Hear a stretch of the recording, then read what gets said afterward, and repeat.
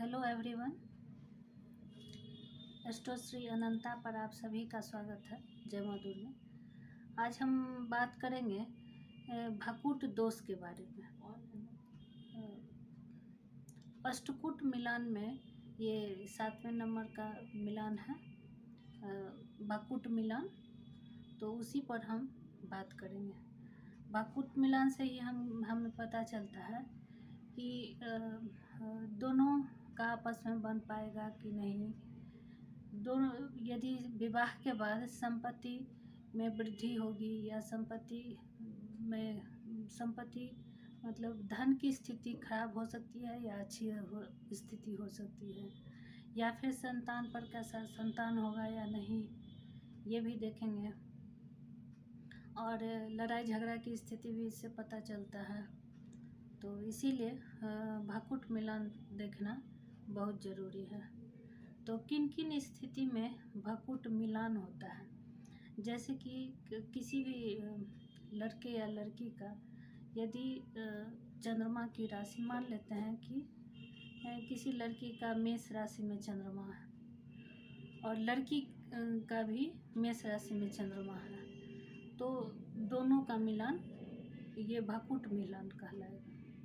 और मान लेते हैं कि किसी के सप्तम भाव के जो स्वामी हैं और लड़की के भी सप्तम भाव के स्वामी हैं, तो दोनों का यदि सेम रहा राशि, तब भी इनका भकुट मिलान हो जाएगा, 1-1 और 7-7। और उसके बाद यदि लड़की का राशि मान लेते हैं कि मेष राशि है और लड़का का यदि कर्क राशि है, यानी 4 नंबर पर आया, तो उनका भकुट मिलान हो जाएगा। या फिर लड़की या लड़का किसी का भी यदि लग्न मेष राशि में है और लड़की का मकर राशि में है, यानी 4 और 10 की जो स्थिति रहती है, तो यदि मान लीजिए कि लड़का का राशि मेष है और लड़की का कर्क राशि है, तब ये भकुट मिलान हो जाएगा। या फिर लड़की की राशि मेष राशि है और लड़का का राशि मकर राशि है, तभी ये भकुट मिलान हो जाएगा। तो 1-4 और 4-10 और 1-1 और 7-7, ये जो मिलान यदि हुआ तो ये भकुट मिलान हो जाएगा दोनों में। तो इस तरह से हम देखेंगे। या फिर किसी का 1 और 7 एक साथ तो हुआ, यदि लड़की का मेष राशि में हुआ और लड़का का यदि 7 नंबर पर हुआ, तो भी ये मिलान हो जाएगा। इस तरह से हम भकुट मिलान देखेंगे। और भकुट दोष क्या होता है? भकुट दोष होता है द्विद्वादश का योग, यानी मान लेते हैं कि यदि लड़की सिंह राशि का है और लड़का यदि कन्या राशि का है, तो एक के लिए दूसरा फायदा कारक होगा और दूसरे के लिए वो 12वां घर होगा, इसीलिए दूसरे के लिए वो फायदा कारक नहीं होगा। तो यहाँ पर धन की हानि, एक के लिए धन की वृद्धि और एक के लिए धन की हानि वाली स्थिति हो जाएगी। तो द्वादश हो गया। और षडाष्टक, किसी भी लड़की का, जैसे कि मान लेते हैं कि मेष राशि की लड़की है और लड़का का राशि यदि 6वें घर पर पहुंच जाता है, 6 गिनती पर यदि आ जाता है, तो वो, और दूसरी स्थिति यदि 6-8 की स्थिति यदि बनती है, तो वो षडाष्टक योग होता है। तो उसमें लड़ाई झगड़ा की स्थिति होने की संभावना रहती है। और नवम पंचम, यदि लड़की का राशि यदि मान लीजिए मेष है और लड़के का 9 घर का अंतर है, तो वो नवम पंचम का योग बनता है। तो इसमें संतान होने में दिक्कत हो सकता है। इस तरह से हम देखेंगे। तो दोनों ही स्थिति इस तरह से बनेगी। और इसका निवारण कैसे होगा? यदि दोनों के ग्रह देवता यदि समान हो, तब भी हो सकता है। दोनों के ग्रह देवता में दोस्ती हो, या दोनों के नक्षत्र में दोस्ती हो, नक्षत्र ग्रह में दोस्ती हो, तब भी ये इसका परिहार हो सकता है। या फिर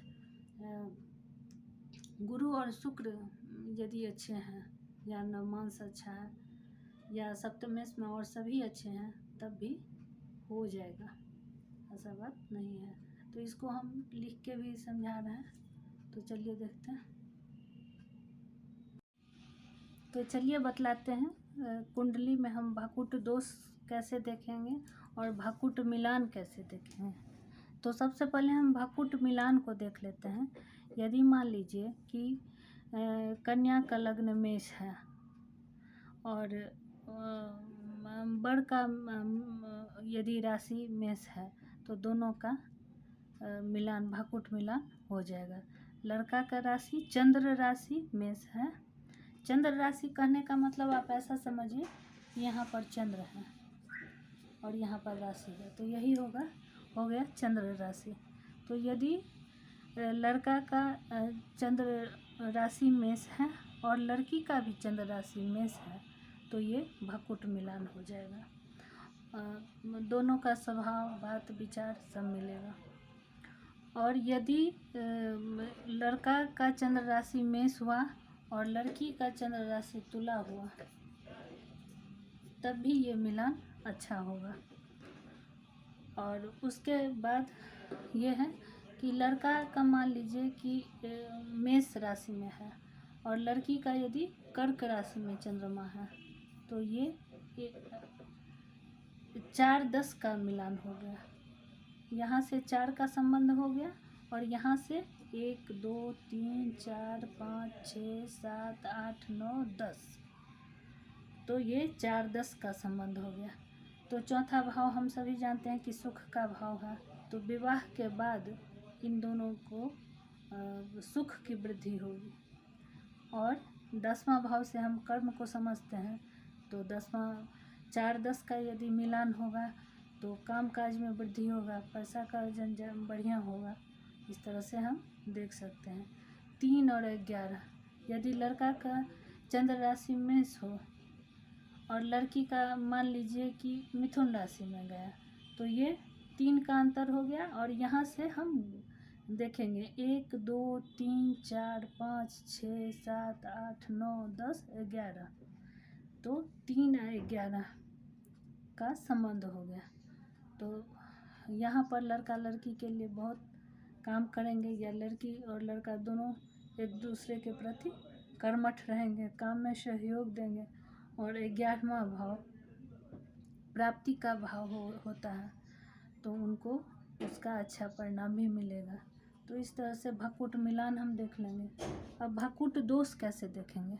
मान लेते हैं कि लड़का का राशि मेष है और लड़की का वृषभ राशि है, तो यहाँ पर ये भाकुट दोष लग जाएगा, क्योंकि ऐसे भी ये मेष राशि के देवता मंगल हुए और वृषभ राशि के देवता शुक्र हुए, तो दोनों के में अंतर हो गया, ठीक है। और यहाँ से द्विद्वादश इसको बोला जाता है, 2 और 12 द्विद्वादश का योग बनता है। तो यहाँ पर मान लेते हैं यदि मेष राशि का लड़का है, तो उसके लिए ये लड़की धन अर्जन करने वाली होगी या संपत्ति बढ़ाने वाली होगी, फायदा कारक होगी। लेकिन लड़की का यदि वृषभ राशि है, तो इसके लिए ये खराबी है। 1 2 3 4 5 6 7 8 9 10 11 और 12वां भाव व्यय का होता है, तो वो इसका हो सकता है कि लड़ाई झगड़ा की स्थिति हो या डाइवोर्स की स्थिति हो जाए, ऐसा हम मान सकते हैं। अब पंचम नवम, यदि लड़का मेष राशि का है और लड़की यदि सिंह राशि की है, तो ये 1 2 3 4 और 5 घर का अंतर हुआ। और यहाँ से 1 2 3 4 5 6 7 8 9, तो ये पंचम और नवम का संयोग बनता है, जो भाकुट दोष लगता है। यहाँ पर बच्चा होने में दिक्कत परेशानी हो सकती है, ऐसा माना गया है। अब हम देखेंगे षडाष्टक योग, 6 और 8 का योग। मान लेते हैं कि लड़का का मेष राशि है और लड़की का कन्या राशि है। तो 1 2 3 4 5 6, तो छठा भाव से हम कुंडली में ऐसा देखते हैं कि लड़ाई झगड़ा या कर्ज की स्थिति, ऐसा शादी के बाद ऐसा सिचुएशन आ सकता है।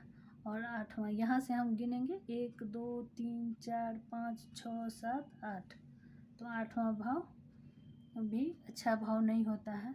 तो इस तरह से षडाष्टक का दुष्परिणाम भी भोगना पड़ सकता है। अब इसका परिहार कैसे होगा या कैंसिलेशन कैसे होगा। मान लेते हैं कि द्विद्वादश में यदि लड़की का मकर राशि हो और लड़का का कुंभ हो, तो दोनों के देवता एक ही हो गए। तो द्विद्वादश के का यदि मिलान होगा तो वो भकुट दोष समाप्त हो जाएगा। और पंचम नवम का, तो पंचम नवम का यदि ऐसा मिलान हो कि जैसे कि यहाँ पे लड़का का मेष राशि है, ठीक है, और लड़की का सिंह राशि है, तो दोनों के देवता एक ही हुए, मतलब देवगण में आ गए। मेष राशि के देवता मंगल और सिंह राशि के देवता सूर्य, तो दोनों में दोस्ती है। तो पंचम नवम का स्थिति होने पर भी वो दोष नहीं लगेगा। इस तरह से हम देखेंगे। और षडाष्टक में हम षडाष्टक में भी उसी तरह से हम देखेंगे। यदि 6 और 8 का भी यदि हो और दोनों के राशि में यदि दोस्ती हो या उनके ग्रह दोनों में मित्र हों या नक्षत्र के देवता में मित्रता हो, तो इस दोष का परिहार यह समाप्त हो जाता है, परिहार हो जाता है, यानी कि वो कैंसिलेशन हो जाता है। और यदि लग्न बृहस्पति और गुरु की स्थिति यदि अच्छी है, सप्तम भाव प्रदृष्ट है, तब भी वो ठीक हो सकती है। या कुंडली में और सब कुछ मिल रहा है, तब भी ये दोष, सिर्फ ये दोष देखने से ऐसा नहीं कि शादी नहीं होगा। लेकिन इसमें नंबर कितना मिलता है, इसमें नंबर 7 मिलता है। तो 7 नंबर मिलता है, यदि मिल गया तो 7 में 7, नहीं मिला तो उस स्थिति से 7 में 0 भी मिल सकता है, नहीं मिलने पर। तो आशा करते हैं आप समझ गए होंगे। धन्यवाद।